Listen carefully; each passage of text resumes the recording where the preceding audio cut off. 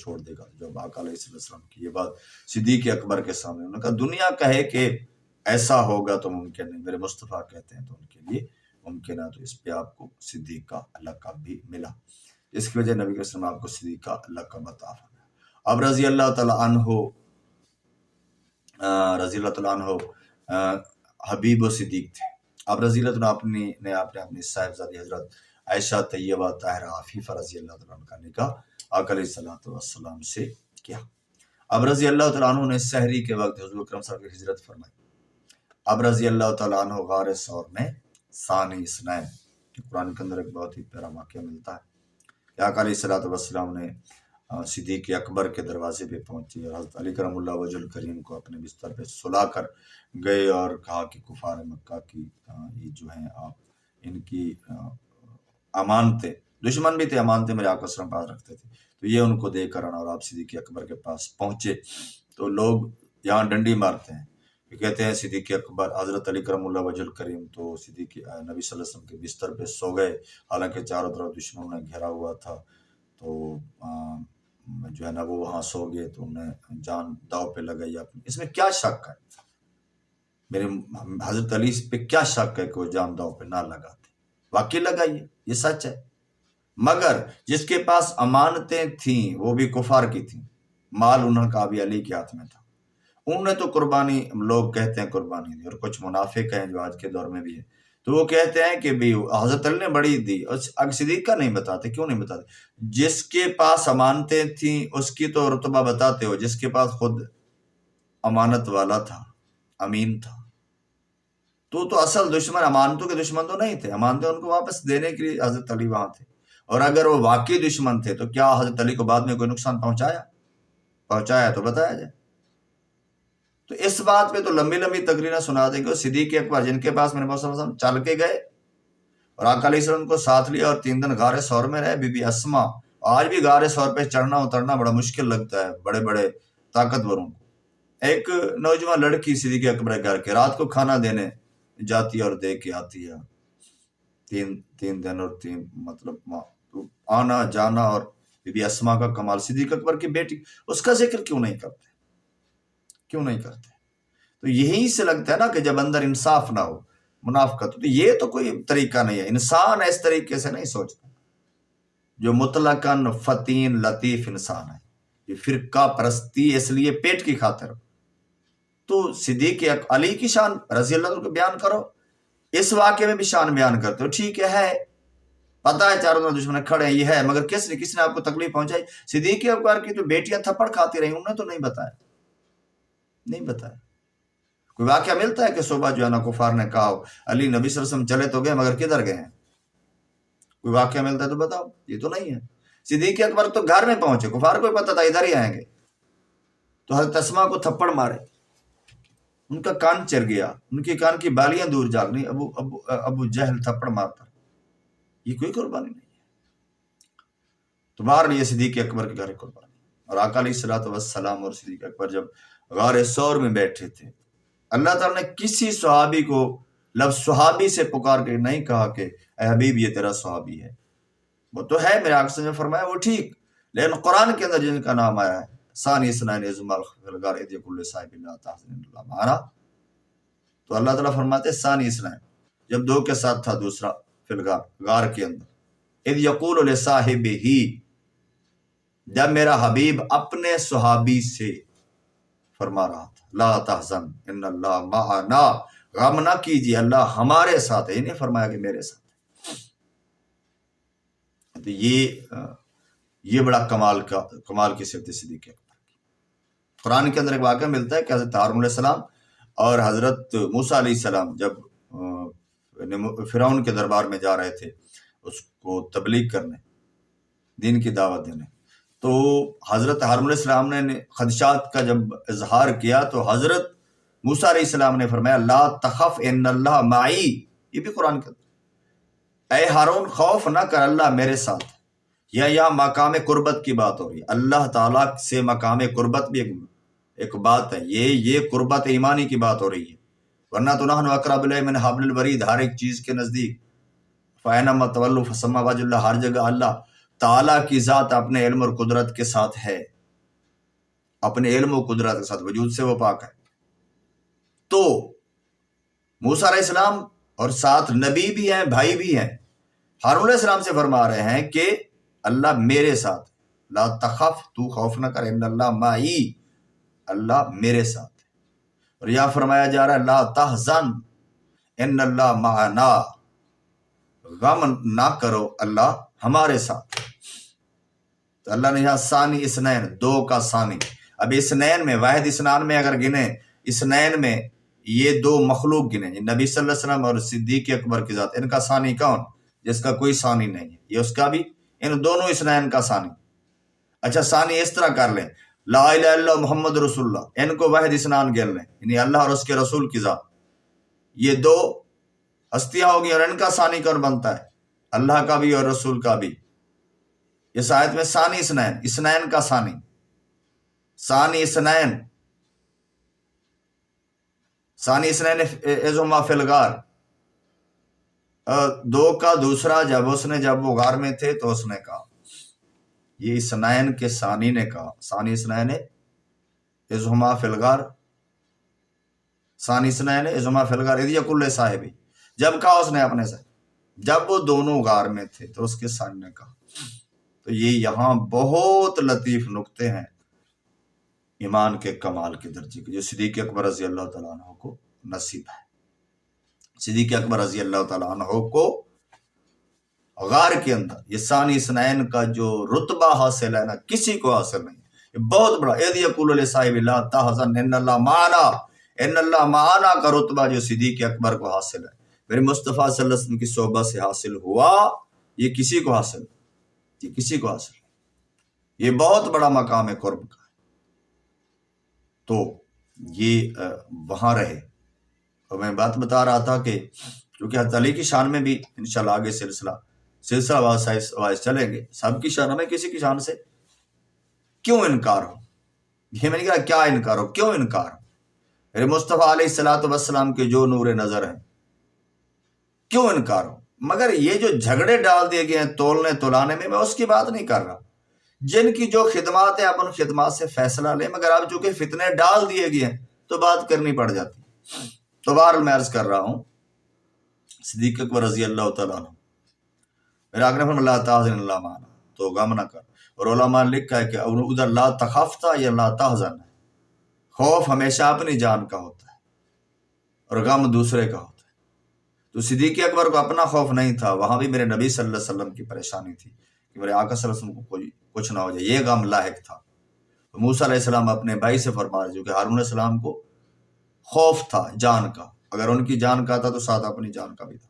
یہاں تحزن کا لفظ ہے کہ میرے صدیق اکبر تو اپنی جان وار چکے، کہ وہ واقعہ بھی ملتا ہے کہ وہ سانپ جب آپ کو ڈنگ مارا تو آپ نے وہ جو ہے نا وہ پاؤں نہ ہٹایا، اس غار کے اندر ایک سوراخ کے اندر آپ نے ایڑی دے کے رکھی ہوئی تھی، باقی تو ساری چیزوں کپڑوں سے چیزوں سے بند کر دیا، سوراخ پہ وہاں اپنے پاؤں رکھا، وہاں ایک سانپ تھا، اس نے ڈنگ مارا، مول ایک سانپ تھا، تو آپ کو اثر ہوا، پھر آقا سے لعاب دہن لگایا، تو آپ نے تو جان اپنے طور پہ تو دے دی، وہ ڈنگ مارتا رہا، آپ نے تو پاؤں نہیں ہٹایا کہ میرے آقا کو تکلیف نہ پہنچے۔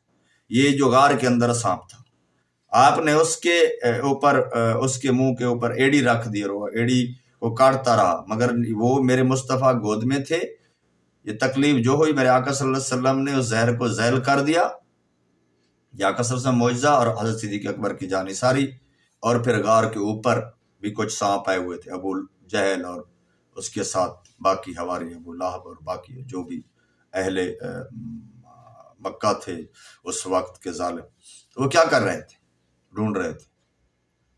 تو ادھر کا غم تھا، لا تحزن، لا تخف، تو آپ نے کیا کر دیا؟ جان آپ نے اپنا پاؤں دے دیا۔ لا تحزن تھا کہ وہ باہر والے جو سانپ پھیر رہے ہیں وہ میرے آقا کو نقصان نہ پہنچا۔ پھر اللہ نے فرمایا میرے مصطفیٰ کی زبان سے لا تحزن ان اللہ معنا، مت ڈریے، اللہ ہمارے ساتھ ہے۔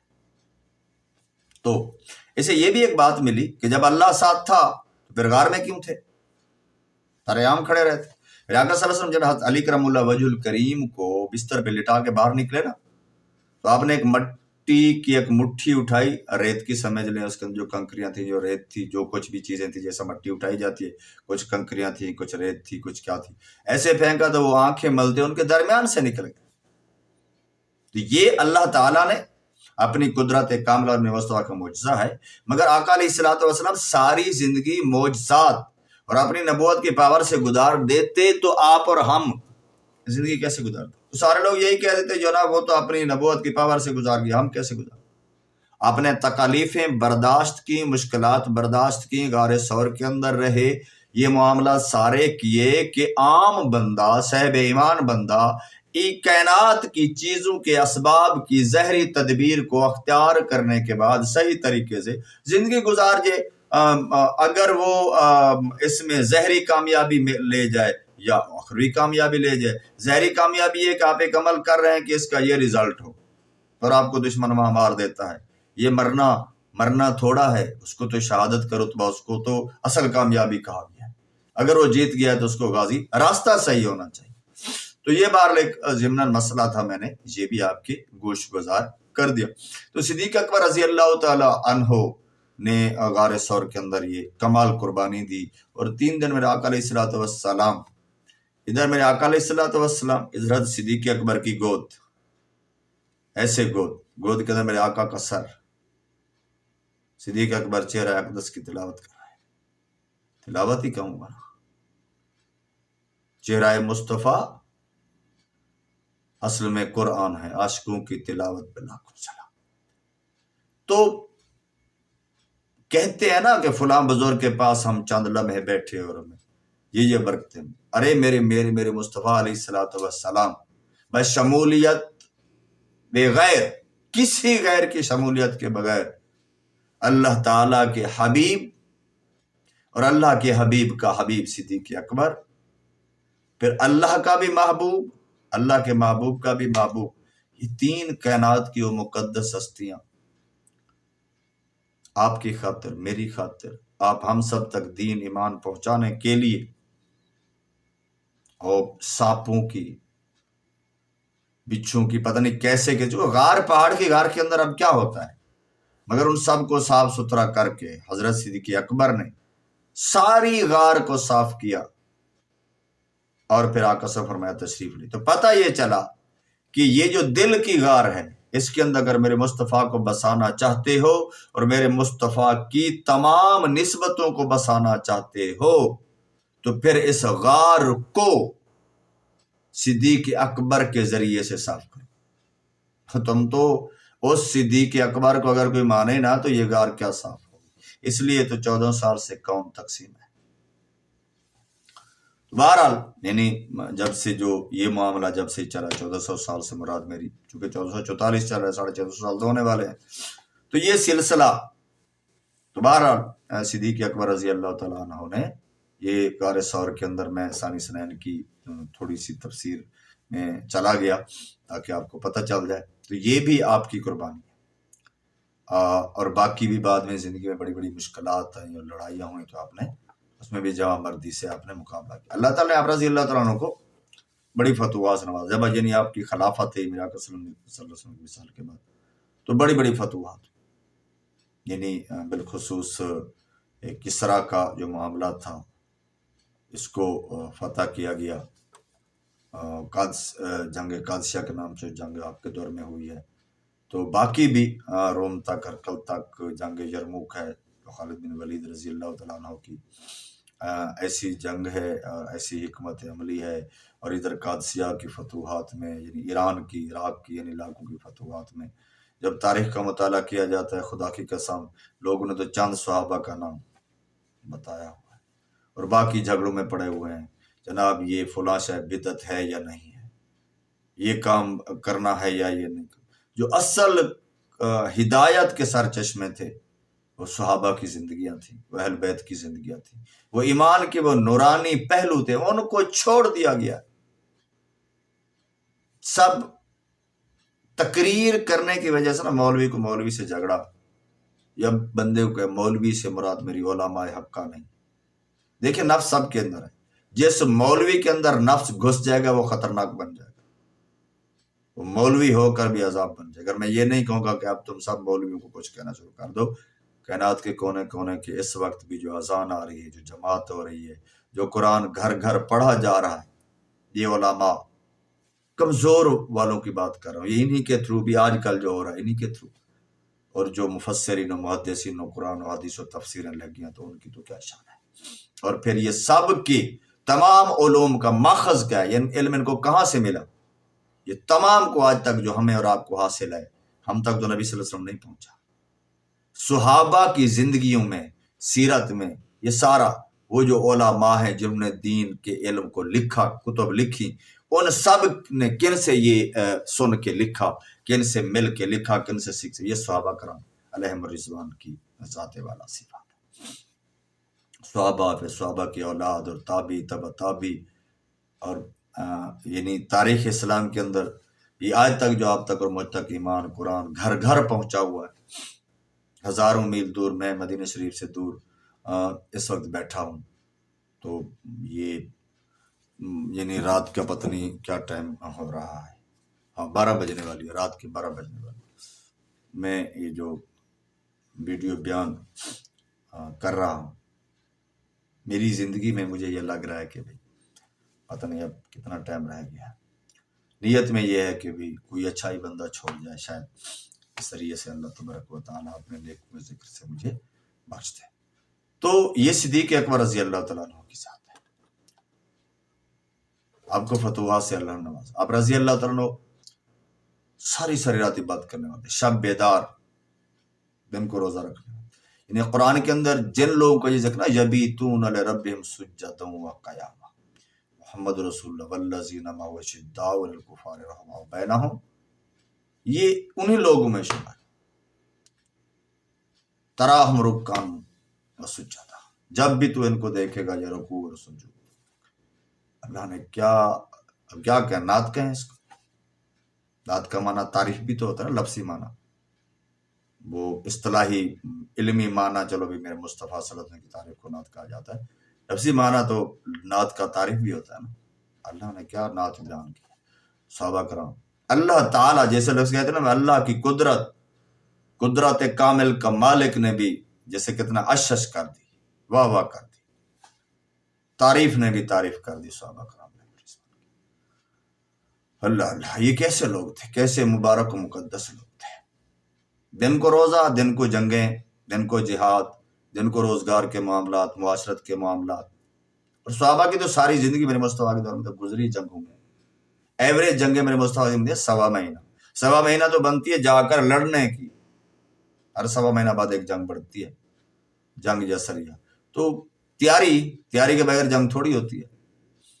انٹیلیجنس ہے، معاملات ہیں، ہتھیار ہیں، آنا ہے، جانا ہے، ترغیب ہے، گھر بھی چلانا ہے، اسلامی ریاست کا نظام بھی چلانا ہے. تو یہ کیسی ان کی کامل زندگیاں تھی. ساری رات عبادت، دن کو روزہ اور جہاد. اور پھر کچھ آتا ہے تو لوگوں میں سخاوت، تقسیم. خدا کی قسم اللہ تعالیٰ تیرا کروڑ احسان ہمیں حضرت محمد مصطفیٰ صلی اللہ علیہ وسلم امتی اور صدیق اکبر کی پہچان بتائی، حضرت عمر فاروق کی، صحابہ کرام کی، ہمیں ہمارے دل میں احترام رکھا. حضرت علی کرم اللہ وجہ الکریم، امام حسنین کریمین، تیرے تمام وہ بندے جنہوں نے دین کی خاطر خلوص دل کے ساتھ جنہوں نے کام کیا. ہمارے دل کیا تھا گہرائیوں کے اندر مالک، تو نے یہ جو شمع ڈالی، یہ تیرا کرم ہے، اس کو نہ مٹانا.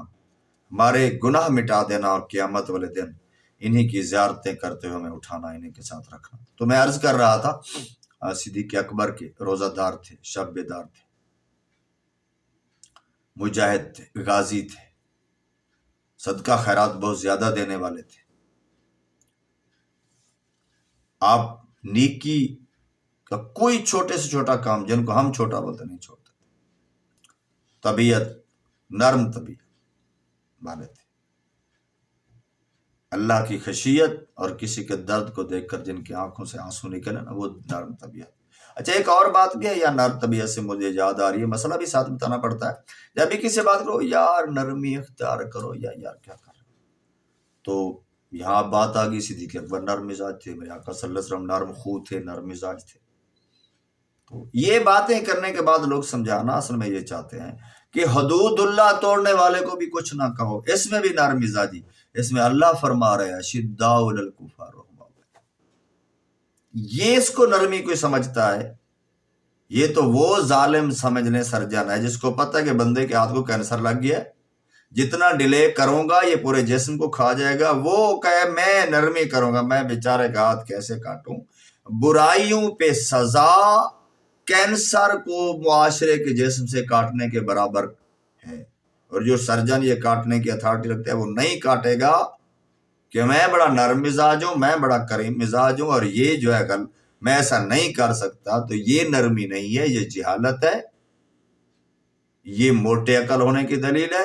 اور یہی آج کل کہا جاتا ہے. حالانکہ صحابہ کا دور تھا، بعد میں جب صحابہ آپس میں بیٹھتے تھے تو جن کو ایسی معاشرت ملی، جب میرے آقا صلی اللہ علیہ وسلم کی صحبت ملی، معاشرت ملی، تو رحماؤ بہنوں، تو جو آپس میں اتنے شیر و شکر تھے تو نرم مزاج، میرے مصطفیٰ نرم مزاج. مگر کیا یہ جو جنگیں ہوئی، کیا وہاں بھی جا کر نرم مزاجی کا یہ معاملہ ہوتا تھا کہ دشمن کو دیکھتے وہ ان کو قتل نہیں کرتے تھے، وہ ان کو قتل یہ رونا شروع کر دیتے. تو یعنی ایک عجیب اخلاقیات کا سلسلہ آج کل یہ تسبیح ساز لوگوں نے تسبیح کے نام پہ، تسبیح حالانکہ برائے فروخت ہے، تو یہ طریقہ سکھا دیا گیا ہے کہ دین کے اندر جو ہے نا جہاد کا نام لینا ہو مجاہدین پر. اچھا ایک تو ان ظالموں نے بھی جہاد کو برباد کیا جنہوں نے خود کچھ دھماکے کیے ہیں جہاد کے نام پہ. جو ہمارے نہیں مانتا ان کو اڑا دو. ارے ایسا تھوڑا ہوتا. مگر یہ بھی طریقہ دوسرا جنہوں نے دوسرا یہ رکھا ہے کہ بھی قرآن کے کچھ حصے کو ہی ختم کر. جہاد ساری زندگی جہاد ایک اسلامی ریاست کے قیام کے لیے اور اس کی بقا کے لیے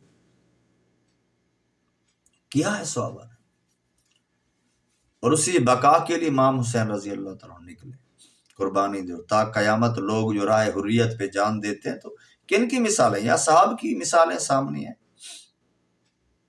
اور یا اہل بیت کی.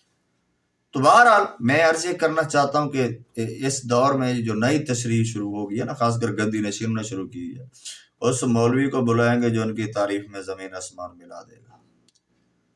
تو انہوں نے بربادی ایک کی ہوئی ہے. دوسری وہ جو فرقہ پرست مولوی، میلاد کے نام کی محفل منا لو، میلاد رکھ لو تاکہ لوگ آ جن کو دین سمجھایا جائے، اللہ رسول کی محبت دی جائے. انہوں نے کلیاتاً کہہ دیا یہ بھی بدعت ہے، ہم مسلمان کے قریب ہی نہ آئے، نہ کوئی آئے نہ کوئی سمجھے. کیوں؟ معاملہ کیا؟ میں نے دیکھا ہے کہ جب درس تبلیغ اور درس و بیان ہونا تو 4-5 مولوی ایک اسٹیج پہ بیٹھا ہوں تو بیان کرنا، سارا مجمع ایک مولوی نے اچھا بیان کیا، واہ واہ کرے گا، ساتھ والا مولوی نہیں کرے گا. تو مجھے یہیں سے لگتا ہے کہ جو سارے فرقے بنے ہوئے ہیں نا، یہ شاید اسی وجہ سے بنے ہوئے ہیں. حقیقت بھی ہے کچھ، لیکن توحید کے نام پہ نعرہ لگانے والے، صحابہ کے نام پہ نعرہ لگانے والے، اور مدینے کے نام کا نعرہ لگانے والے، کوئی مکہ کے نام کا نعرہ لگانے والے، کوئی وہ جناب چشتی، سہروردی، قادری، اور کچھ وہ جناب مواحد، اور کچھ دوسروں کو بیتی. یہ سارے اگر اتنے تم بہت دین کے سچے ٹھیکیدار ہو تو پوری دنیا کے اندر ایک آئیڈیل مسلم ریاست تو دکھاؤ. سعودی عرب کو مسلم ریاست آئیڈیل کہو گے جہاں سے میرے مصطفیٰ نے نظام کیا، وہاں کا جو سلیمان ہے، یہاں کے سلیمان شیطان کو بلا کے وہ جو ہے نا وہاں مجرے قرار ہے، اس کو کہو گے؟ وہ تو بات ہی نہیں کرتے تم لوگ. یہاں کسی کو معاف نہیں کرتے، علماء کو معاف نہیں کرتے. کوئی جنازے کے بعد دعا مانگ لے تو جناب ہتھے سے اکڑ جاتے ہیں. وہاں چپ کیوں؟ ہم تو بڑا حق بیان کرنے والے. تو بہرحال یہ نرمی نہیں ہے. اللہ تعالیٰ کے احکام کی خلاف ورزی ہوتی رہو جناب، نرمی سے پیش کرو. میرے مصطفیٰ نے نرمی کی تو لوگ یہ ڈالتے تھے. ارے یہ مکہ کی بات ہے، مکہ کے اندر لوگوں نے ظلم و ستم کیے. اس وقت کتنے مسلمان صحابہ تھے جو ان کے سے ریزسٹ کرتے، ہجرتیں کی. مدینے کے اندر بتاؤ نا کس نے کون سا ظلم کیا، اور میرے مصطفیٰ صلی اللہ علیہ وسلم کے صحابہ بھی برداشت کر گئے. پھر آقا علیہ الصلوۃ والسلام یہاں تو گستاخوں کے کسر کاٹے گئے ہیں. اور اسلامی ریاست مکے کے اندر تو قائم نہیں ہوئی تھی، مدینے کے اندر قائم ہوئی تھی. جب مدینے کے اندر قائم ہوئی ہے تو یہاں کی اسلامی ریاست کے بعد جو اتھارٹی بنی، اسلامی اتھارٹی بنی، اس وقت کے اخلاقیات غلط ہو گئے تھے. پہلے والے ٹھیک تھے، مکے والے بھی ٹھیک تھے. آپ کہیں بھی تبلیغ کرنے جاتے ہیں جہاں ابھی مسلمانوں کی تعداد نہ ہونے کے برابر ہے، لیکن اب تو 14.5 سال گزر ہو گئے ہیں، پاکستان لا الہ کے نام بنا، ابھی بھی تم تھوڑے ہو، ابھی بھی کیا عالم یار نہیں اس طرح کرنا ہے. یعنی ابھی تو مکے کے اس دور میں ہو کہ جب جہاد بھی نازل نہیں ہے، جب مدینے کی ریاست نہیں، تم نے پھر ہندوستان کے ساتھ ٹھیک تھے، لا الہ الا اللہ کے محمد صلی اللہ علیہ وسلم پہ پاکستان لیا. اسلام کہاں ہے؟ صرف باہر لکھ دو اسلامہ جمہوریہ پاکستان، جو پوچھے میں مسلمان ہوں، باقی کسی چیز میں بھائی کوئی عمل ہی مسلمان ہوں نہیں ہے. تو اس پہ جناب مولوی سے وہ مشکل بات ہے، یہ جو ہے نا اخلاق بیان کرو. کس کو اخلاق بولتے ہو؟ میرے آقا صلی اللہ علیہ وسلم کی مکی زندگی تو اخلاق والی ہے، کہ مدینے کی زندگی معاذ اللہ اخلاق والی نہیں ہے؟ تو جنگ بدر بد اخلاقی ہے، فرشتے پر کیوں اتر آئے تھے؟ بد اخلاقی کی مدد کرنا ہے. میرے آقا علیہ الصلوۃ والسلام صحابہ کو جنگ کے دوران الفاظ فدا کا ابی و امی، تیر پکڑا کے یہ مارو یہ مارو یہ مارو، یہ بد اخلاقی ہے. تو بہرحال یہ آج کل کوئی عجیب سلسلہ چل چکا ہے، اور اسی معذرت خانہ رویے نے مسلمانوں کو، کیونکہ سب یہ نفس پرستی ہے، مگر اس نفس پرستی سے، اس بزدلی سے تم کائنات کے حاکم تھوڑے بن جاؤ گے. کشمیر، عراق، ایران، فلسطین، ہر جگہ مسلمانوں کی اس طرح نیلام ہو رہی ہے، یہاں کھا کھا کھا کے کپے مچے ہوئے ہیں، اور کیا ہے. تو بہرحال صدیق اکبر ایسے اخلاق والے میں نہیں بتا رہا تھا کہ ایسے اخلاق والے نہیں تھے. نرم طبیعت سے مراد تقوی طہارت کی، جس دل کے اندر نرمی ہوتی ہے، اور وہ مظلوم کو دیکھ کر، مجبور کو دیکھ کر، مقہور کو دیکھ کر، کسی مصیبہ زدہ کو دیکھ کر دل کے اندر جو نرمی ہوتی ہے، اپنی ذات کے ساتھ کوئی سختی کرے تو نرمی ہوتی ہے، نہ کہ حدود اللہ توڑتا رہے اور تو نرمی کو لگا رہے. ایسی کوئی نرمی نہیں. ایسی نرمی جن نے بیان کیا انہیں معاشرے کا بیڑا گار کر دیا. تو آپ رضی اللہ تعالیٰ عنہ انتہا درجے کے متقی، اللہ سے ڈرنے والے تھے. آقا علیہ الصلوۃ والسلام نے آپ رضی اللہ تعالیٰ عنہ کو جہنم سے آزادی اور نیک لوگوں کے ہمراہ جنت میں داخل ہونے کی بشارت سنائی. میرے آقا نے سنائی. جب لوگوں نے آپ رضی اللہ عنہ کے دست مبارک پر بیعت خلافت کی تو آپ رضی اللہ تعالیٰ عنہ نے اسے چھوڑ کر گھر میں بیٹھ گئے. لیکن جب لوگوں نے آپ رضی اللہ عنہ اپنا امام بنانا طے کر لے تو آپ رضی اللہ عنہ نے اسامہ رضی اللہ تعالیٰ عنہ کا لشکر روانہ کیا. تو آپ رضی اللہ عنہ نے اسامہ کا لشکر کو بھیجا. مرتد اور زکوٰۃ نہ دینے والے سرکشوں کے خلاف قتال کیا اور مختلف علاقوں میں اسلامی لشکر روانہ کیا. یعنی آپ جب گھر میں واپس گئے تو یعنی جیسی کوئی شاہانہ کر و فر وہ نہیں، جیسے آپ صحابہ کا، صدیق اکبر کا، آقا صلی اللہ علیہ وسلم طریقہ تھا. کون سے شاہانہ کر و فر کے ساتھ مدینہ کی ریاست کے اندر کون سے محلات کھڑے تھے، ایسا تو نہیں. وہی آپ نے کیا، مگر آپ کے فیصلے، خدا کی قسم جو تعصب والے ان کو گولی مارو. آج 14 یعنی اتنا عرصہ گزر گیا، فرقے بن گئے ہیں، میرے کہنے سے ختم تو نہیں ہو جائے. مگر جو سمجھنا چاہتے ہیں، جو سننا چاہتے ہیں، جن کے اندر کوئی معیار ہے صحیح غلط کا، مجھے کسی فرقے سے کوئی معاملہ نہیں ہے، میرا ایک ہی معاملہ ہے اللہ اور اس کے رسول کی اور صحابہ اور اہل بیت کی. وہ اعمال کتابوں کے اندر اب تضاد آتے ہیں، مخالفین بھی تو ہر درمونے میں کچھ نہ کچھ ڈال دیے، اس کو چھوڑ دو. جو سیرت کے اچھے پہلو ہیں انہیں کا کہا گیا، ان کو پکڑو اور آگے چلو، کامیابی حاصل کرو. اب صحابہ اور اہل بیت کا حساب تم نے اور مجھ نے، ہم نے تو نہیں لینا. ہم تو اپنا نہیں دے سکیں گے، کل پتہ نہیں کیا حشر ہوگا. ان کا حساب کرنے بیٹھ جاتے اور ایسے حساب سے تمہیں کیا فائدہ. کہیں تو مسلمانوں کو اکٹھا ہونے دو. تو بہرحال خدا کرے اتر جائے تیرے دل میں میری بات.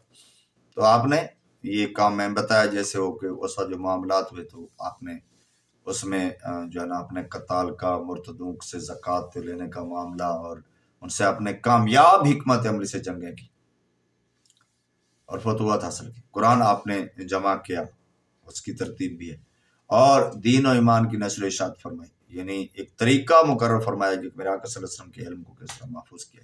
اب رضی اللہ تعالیٰ عنہ خطیب بلیغ، ایک بندہ ہوتا ہے نا جو بات کرتا ہے نا ڈائریکٹ دل کے اندر اترتی ہے، یعنی بات کرنے کا اس کو ایسا ڈھنگ آتا ہے کہ مخاطب کی سوچ کے مطابق، ذہنی اپروچ کے مطابق بات کر کے، تاکہ اس کو جو بات بندہ کرنا چاہتا ہے مکمل اس کی تک پہنچے، اس کو بلاغت کہا جاتا ہے۔ تو وہ خطیب کامیاب یا حقیقی خطیب ہوتا ہے جس کے اندر بلاغت ہو۔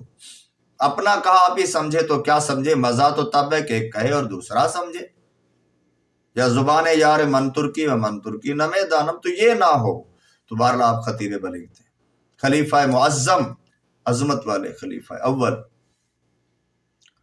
آپ رفعت علم و حلم کمال تھے، اور دین کی سوجھ بوجھ، فقاہت اور سر، اسرار، راز، رموز دین کے صفات سے متصف،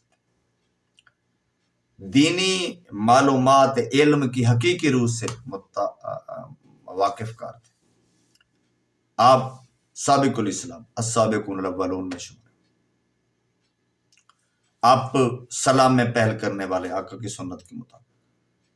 اور پھر آپ نے میری مسجد، آقا صلی اللہ علیہ وسلم کی مسجد کے اندر، میرے آقا صلی اللہ علیہ وسلم دور کے اندر آقا کے فرمان کہ جب آقا صلی اللہ علیہ وسلم کہیں وفات میں یا آپ کو مرض الموت میں، جب مرض المرگ میں جب آقا صلی اللہ علیہ وسلم کا سلسلہ ہوا، تو میں زہری لفظ سے کہہ رہا ہوں کیونکہ آپ مرض المرگ ہی کہیں گے اور کیا کہیں گے، باقی میرے آقا صلی اللہ علیہ وسلم حیات ہیں، حیات ہیں، حیات ہیں، جو میرے علماء کی رائے ہے، علماء حق کی چونسر، میں اسی کے ساتھ ہوں، باقی اس دنیا سے کل نفس ذائقۃ الموت، تو وہ سلسلہ ہوا۔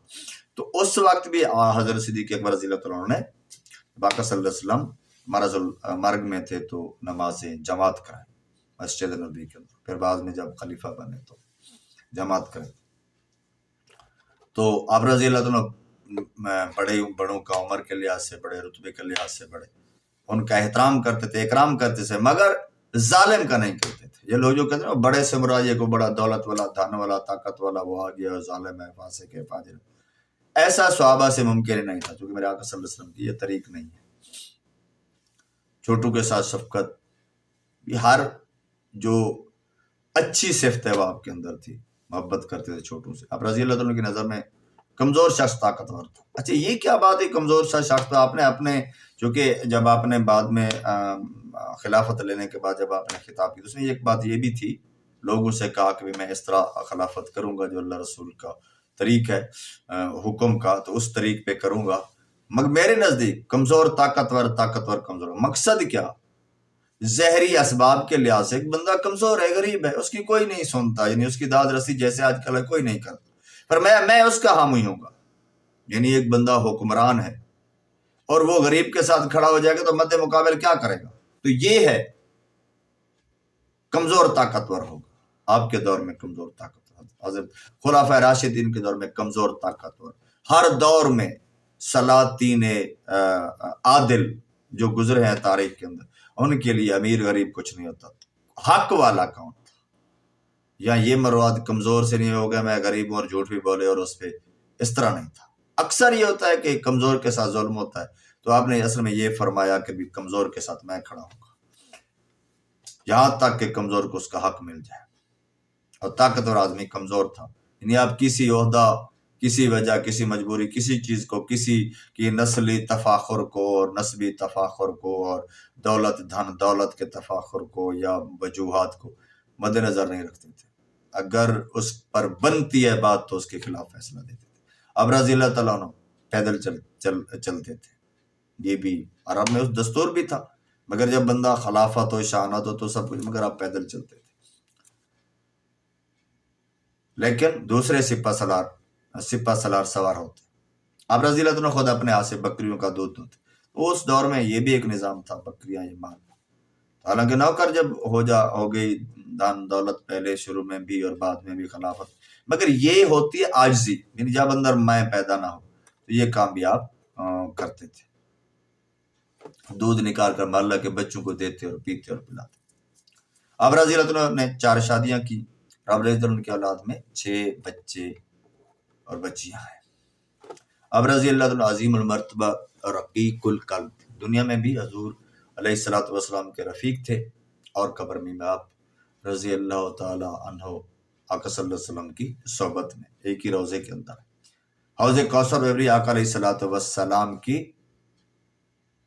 جلیس ہے، یعنی آقا صلی اللہ علیہ وسلم کے ساتھ ہوں گے، اور اللہ کی بارگاہ میں پیشی کے وقت بھی اللہ تعالیٰ کے حبیب صلی اللہ علیہ وسلم کے رفیق ہے۔